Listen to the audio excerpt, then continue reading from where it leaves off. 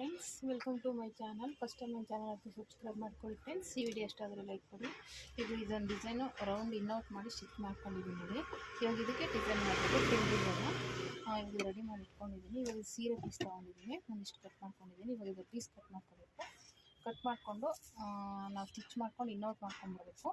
ಇನ್ನೌಟ್ ಮಾಡ್ಕೊಂಡು ಆಮೇಲೆ ಅದನ್ನು ನಾವು ಫ್ರಿಲ್ ಕೊಡಬೇಕಾಗುತ್ತೆ.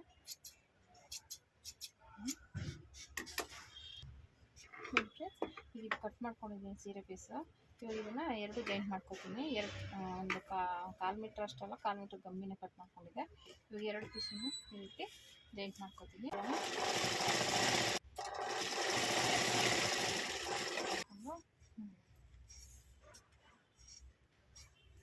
ಇದನ್ನು ಈ ರೀತಿ ಡಬಲ್ ಫೋಲ್ಡ್ ಮಾಡಿ ಸ್ಟಿಚ್ ಮಾಡ್ಕೋಬೇಕು. ಡಬಲ್ ಫೋಲ್ಡ್ ಮಾಡಿ ಸ್ಟಿಚ್ ಮಾಡ್ಕೋಬೇಕು.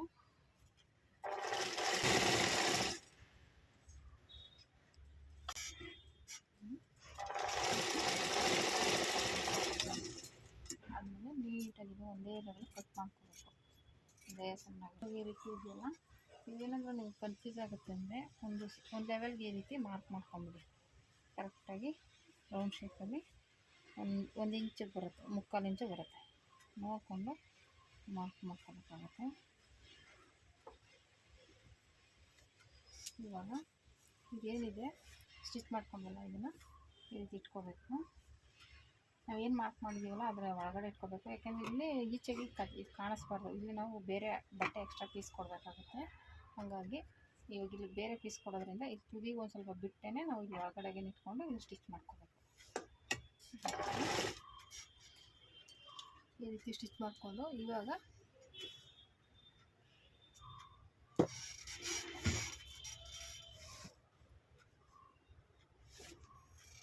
ನೀಟಾಗಿ ಈ ಥರ ಫ್ರಿಲ್ ಕೊಡಬೇಕು.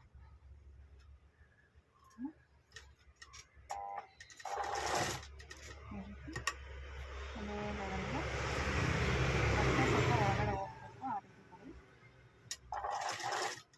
ಇವಾಗ ಇದನ್ನು ಈ ರೀತಿ ಫೋಲ್ಡ್ ಮಾಡಿ ನಾವು ಬಟನ್ನ ಈ ಥರ ಒಂದು ಮಣಿ ಹೊಲ್ಕೊಂಡ್ರೆ ಡಿಸೈನ್ ಆಗುತ್ತೆ. ಆ ರೀತಿ ಸ್ಟಿಚ್ ಮಾಡ್ಕೊಬೇಕಷ್ಟೇ. ಹೀಗೆ ನೋಡಿ, ಈಗ ರೆಡಿಯಾಗಿದೆ. ಇವಾಗ ಇದು ಹಾಗೆ ನಮಗೆ ಇಲ್ಲಿ ಸ್ಟಿಚ್ ಮಾಡಿ ಆಲ್ರೆಡಿ ನೋಟ್ ಮಾಡ್ಕೊಂಡಿದ್ದೀವಿ. ಇದು ಕಾಣಿಸ್ಬಾರ್ದು ಅಂದರೆ ಇಲ್ಲಿ ಲೇಸ್ ಕೊಡಬೇಕು. ಲೇಸು ಇಲ್ಲ ಪೈಪಿಂಗು ಏನಾದರೂ ಕವರ್ ಮಾಡಬೇಕು. ಕವರ್ ಮಾಡೋಕ್ಕೆ ಮುಂಚೆ ಸ್ವಲ್ಪ ಬಟ್ಟೆ ಜಾಸ್ತಿ ಇದೆಯಲ್ಲ, ಇದನ್ನು ತೆಗೆದುಬಿಡ್ಬೇಕು. ಸ್ವಲ್ಪ ತುದಿಗೆ ಕಟ್ ಮಾಡಿ ತೆಗೆದುಬಿಡ್ಬೇಕು. ಯಾಕೆಂದರೆ ನಮ್ಗೆ ಇಲ್ಲ ಅಂದರೆ ಅದು ಈಚೆ ಕಾಣಿಸುತ್ತೆ. ತೆಗೆದುಬಿಟ್ರೆ ಈ ರೀತಿ ಆಗುತ್ತೆ. ಇದು ಮೇಲೆ ಲೇಸ್ ಕೊಟ್ಟರೆ ನಮ್ಗೆ ಅವಾಗೇನು ಕಾಣಿಸಲ್ಲ. ಲೇಸು ಇಲ್ಲ ಇದೇ ಪೀಸ್ನ ಬಟ್ಟೆ ಪೀಸ್ನ ಕಟ್ ಮಾಡಿ ಸ್ಟಿಚ್ ಮಾಡ್ಕೋಬೇಕು. ಲೇಸ್ ಕೊಡ್ಕೋಬೇಕು. ಎಕ್ಸ್ಟ್ರಾ ಪೀಸ್ ಕಟ್ ಮಾಡ್ಕೋಬೇಕು. ಸ್ವಲ್ಪ ಅಗಲ ಕಟ್ ಮಾಡ್ಕೋಬೇಕು. ಇದನ್ನು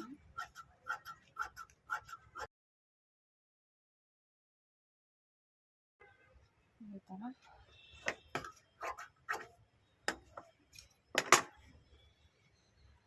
ಆಮೇಲೆ ಪೈಪಿಂಗ್ ಕೊಟ್ಟಾಗ ಜಾಯಿಂಟ್ ಮಾಡ್ಕೊಳ್ಳೋಣ.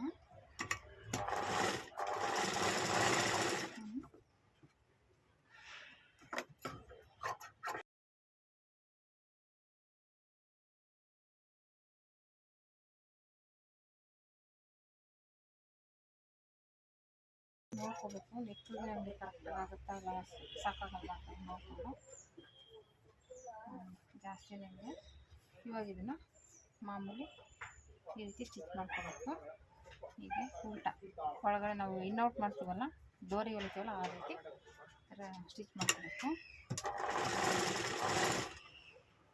ಆಯಿತು. ಇವಾಗ ಇದನ್ನು ಎಕ್ಸ್ಟ್ರಾ ಬೇಕಾದ್ರೆ ಇದ್ದರೆ ನೀವು ತೆಗೆದುಬಿಡ್ಬೋದು ಸಣ್ಣದಾಗಿ. ಅಂದರೆ ನಾವು ತಿರ್ಗ್ಸೋಕೆ ಈಸಿ ಆಗುತ್ತೆ ಅನ್ನಷ್ಟೇ. ಜಾಸ್ತಿ ಇದ್ದರೆ ಇಲ್ಲ ಒಂದೇ ಸಣ್ಣಗಿದೆ ಅಂದರೆ ಏನು ಪರವಾಗಿಲ್ಲ. ಇದು ಈ ರೀತಿ ಸ್ವಲ್ಪ ದಾರ ಜಾರಿಗೆ ಇದನ್ನ ಹಾಕ್ಕೋಬೇಕು.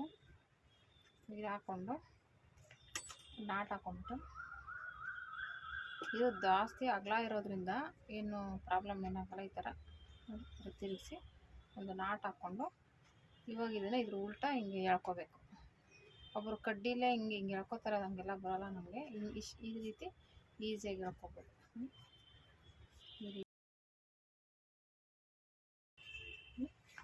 ಎಳ್ಕೊಂಡು ಇವಾಗ ಹಿಂಗೆ ಮಿಷಿನ್ಗೆ ಈ ಥರ ನಾಟ್ ಹಾಕ್ಕೊಂಡು ಈಸಿಯಾಗಿ ಈ ರೀತಿ ಎಳ್ಕೊಂಡು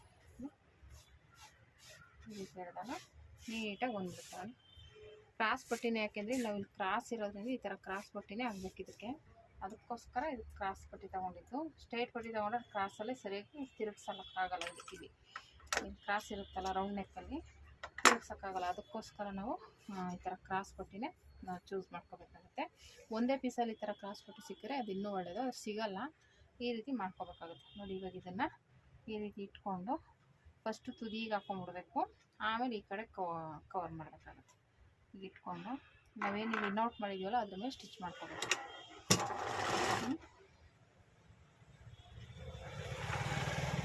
ಇಟ್ಕೊಂಡು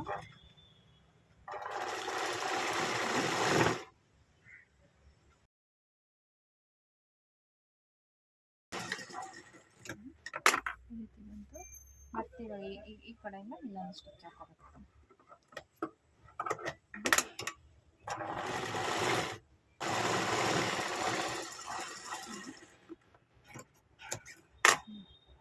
ಈ ರೀತಿ ಬಂತು, ಎಷ್ಟು ನೀಟಾಗಿ ಬಂದಿದೆ. ಬೇಕಾದ್ರೆ ಲೇಸ್ ಆದರೂ ಕೊಟ್ಕೊಬೋದು, ಇದಾದ್ರೂ ಕೊಟ್ಕೊಬೋದು. ಈಗ ನೋಡಿ ಸೂಜಿ ತಗೊಂಡು ಈ ರೀತಿ ಏನಿದೆ ಸುಮ್ಮನೆ ಈ ರೀತಿ ಫೋಲ್ಡ್ ಮಾಡೋದಷ್ಟೇ.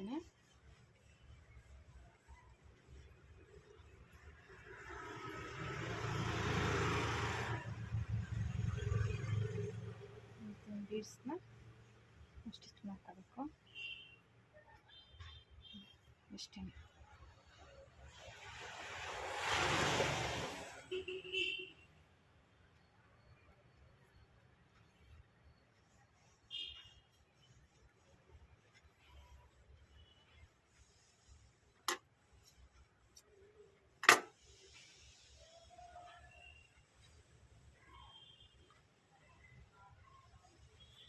ಮತ್ತು ಇದನ್ನು ಫೋಲ್ಡ್ ಮಾಡೋದು ತಗೊಂಡು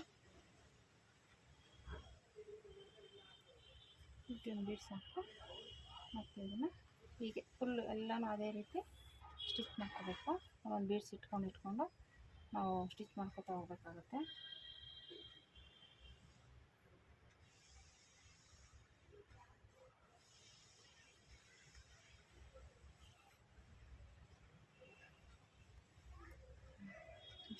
ಇದು ಮಾಮೂಲಿ ಹಿಂದೆಗಡೆ ನಾಟ್ ಹಾಕೋಬೇಕು.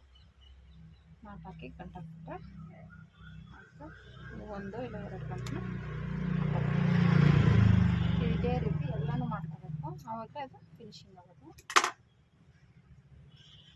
ಹೀಗೆ ಫುಲ್ಲು ಎಲ್ಲ ಮಣಿನೂ ಎಲ್ಲದಕ್ಕೂ ಅದೇ ರೀತಿ ಫ್ರಿಲ್ ಹಿಡಿದಿದ್ದೀವಲ್ಲ ಎಲ್ಲದಕ್ಕೂ ಹಾಗೆಯೇ ಈ ರೀತಿ ಫೋಲ್ಡ್ ಮಾಡ್ಕೋಬೇಕು. ಒಂದೊಂದು ಮಣಿ ಸ್ಟಿಚ್ ಮಾಡಿಕೊಂಡು ಹೋಗ್ಬೇಕಾಗತ್ತೆ ಈ ರೀತಿ. ಈ ರೀತಿ ಬಂದಿದೆ, ಚೆನ್ನಾಗಿ ಬಂದಿದೆ. ಈ ರೀತಿ ಕಡಿಮೆ ಪೀಸ್ ಇದ್ದಾಗ ಈ ರೀತಿ ಮಾಡ್ಕೋಬೋದು, ತುಂಬ ಚೆನ್ನಾಗಿ ಕಾಣಿಸುತ್ತೆ. ನೋಡಿ ಟ್ರೈ ಮಾಡಿ ಫ್ರೆಂಡ್ಸ್, ಈಸಿಯಾಗಿ ಮಾಡ್ಕೋಬೋದು. ಫ್ರಿಲ್ ಡಿಸೈನೇ ಸಾಕು ಅಂದರೆ ಆ ಥರ ಮಾಡ್ಕೋಬೋದು. ಈ ಥರ ಮಣಿ ಇಟ್ಟರೆ ಇದನ್ನು ಚೆನ್ನಾಗಿರುತ್ತೆ, ತುಂಬ ಚೆನ್ನಾಗಿ ಬಂದಿದೆ.